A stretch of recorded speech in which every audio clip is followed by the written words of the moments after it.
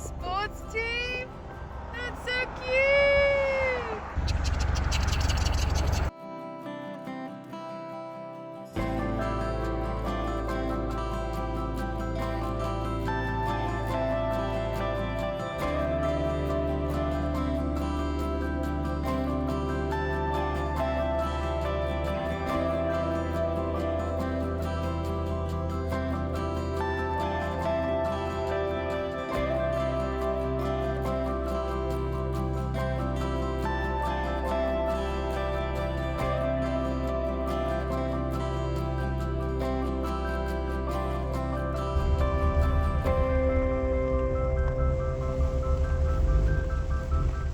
Uh-oh.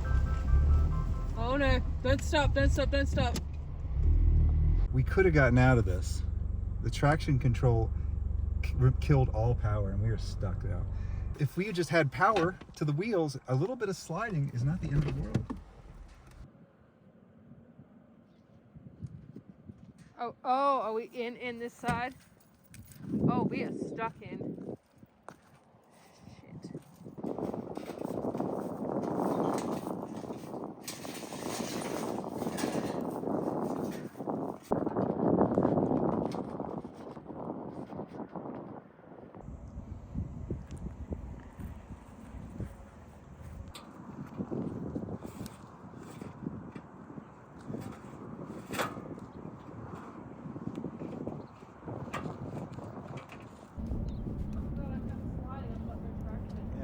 Well, you can dig your feet into the mud.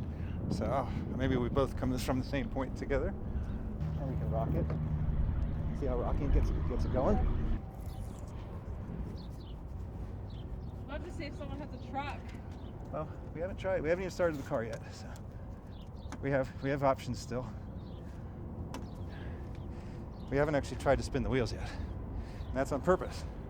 Because spinning the wheels will either get you stuck or it'll get you out, one or the other. All we got to get is lots of momentum. Okay, so what I want you to do is lean into this as hard as you can. You're trying to jam this under that wheel, okay? Take off my shoes and drive in socks. Yeah. Ready? Ready? Okay. Lean hard. Yep. Oh, no, stop doing anything. Try again. Let go. Okay. I'm able to go forward actually, weirdly. Okay. So why don't you push me forward? Push? Yeah. Okay.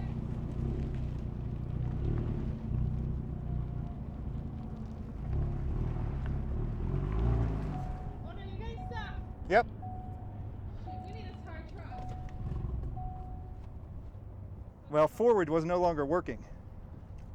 What that means though is backward will work. I'm gonna go backwards, I'm gonna get momentum backwards. That's the goal.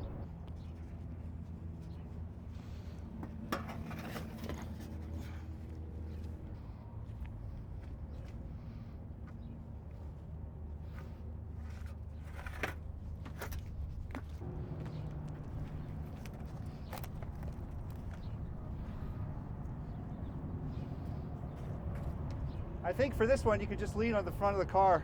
Now, if I get going this time, I'll be going backwards. Okay. You can just let me go. But I might splatter you with mud and it might be hilarious. Get out of the way. Okay? Alright. Hold on. Okay. I'm in reverse now. Okay. You about ready to start pushing? Okay, push.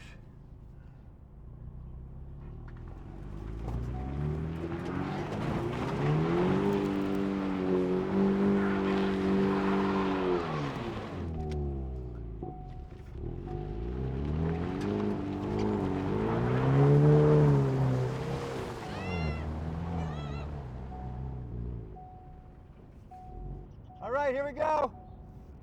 I'm getting out of my way. Get out of the way. Get out of the way. Here we go.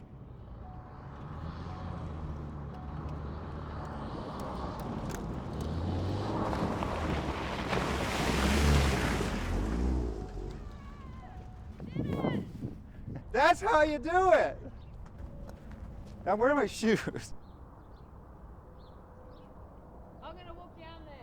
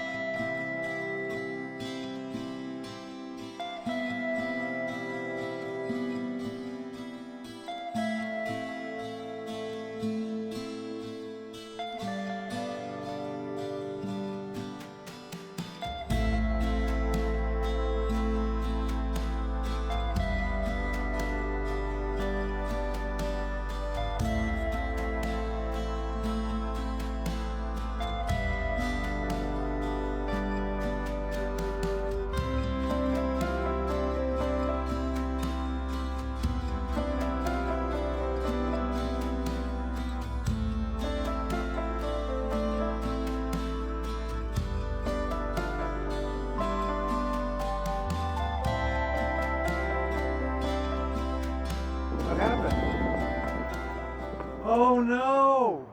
I think this was up last time. Oh no, yes. It fell over. Oh no. The sign used to be standing until just a couple weeks ago. Rust weakened it and the wind got to it. You can even see that the rust is brand new right here when it's snapped.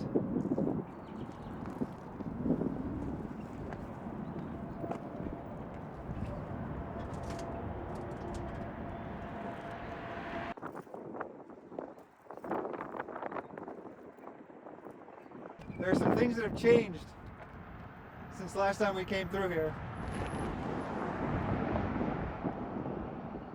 You just got to do it, people. You got to come out and do it. Do it next year. Do it in 2026, because I can't promise you there's going to be anything left to see in 2027.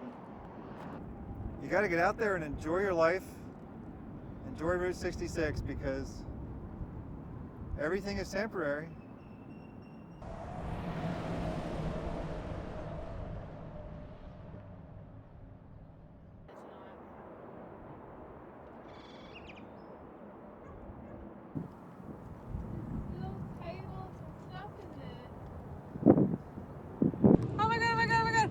Some snow out here.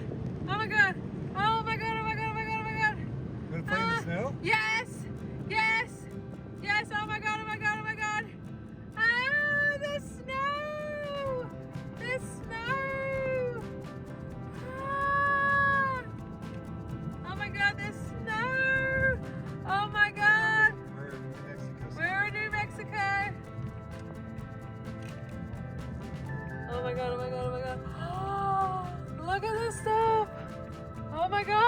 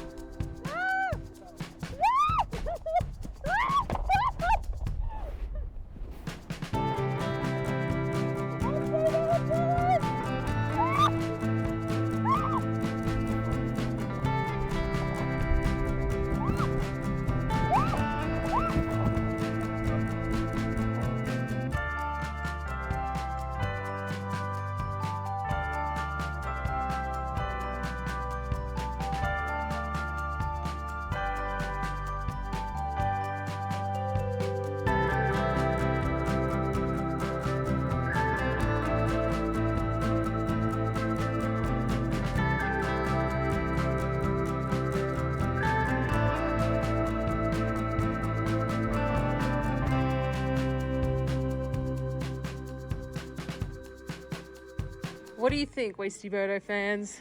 The new Wasteland Firebird jacket? Schminked. You are the owner of Klein's Corner. I am the owner. And we've actually never been in here, but I love this place. This is very cool. So we're traveling Route 66, and I've been talking to people about the American dream. I think that as people traveled west to California, they were often looking for like a better life, that kind of thing. And the reason I keep bringing this up is because I think that kids today are forgetting the American dream, or they never even knew what it was. I talked to some kids the other day and I said, do you even know what the American dream is? And they had never heard of it. Like, doesn't that seem to be a problem? Well, it is a problem. It's because they're spoiled. Their parents have made them spoiled, and they don't know what it's like to achieve. And the American dream was to achieve something better. And the American dream really started back in the early 30s during the Dust Bowl days. I remember my father telling me that he left Oklahoma. He lived in Mott, Oklahoma, which is a very poor community.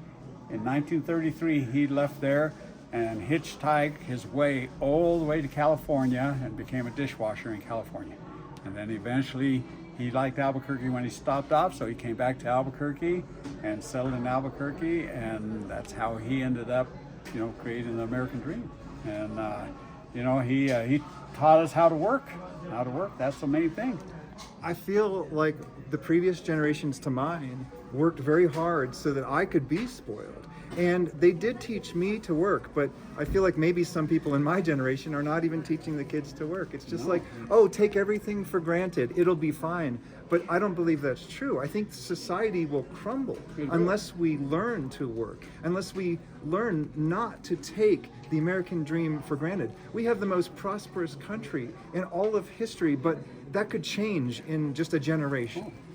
It's changing here in New Mexico because we have a work ethic that there is no work ethic. You know, right now they want government handouts. That's what they want to live for, is government handouts. Didn't you say that there's a place people can live? What's the rent out behind this place? We charge employees $400 a month. That includes utilities, and that's all we charge. And yet we have trouble finding anybody to come So in you and could work. you could move to this place. You could have a job and a place to live. Right. And you have trouble finding people that are willing to do it because it involves work rather than sitting around, I guess. And what gets me is, and everybody thinks, oh, we probably just pay a minimum wage. We start people at $16, $15 an hour. That's great. Which is a great wage. And yet we cannot find people to come here and live cheap and save. We've had employees, older employees, back when people used to work before COVID, that used to save their money because there was cheap rent and they were making good money. And they ended up retiring young with the money they saved. We're in downtown Albuquerque.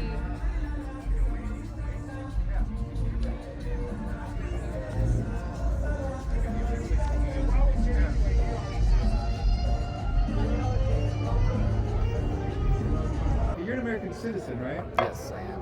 But you were not born in America. Right? Where were you born? I was born in Poland. And why did your family come to the USA? I'm pretty sure it was just to escape communism.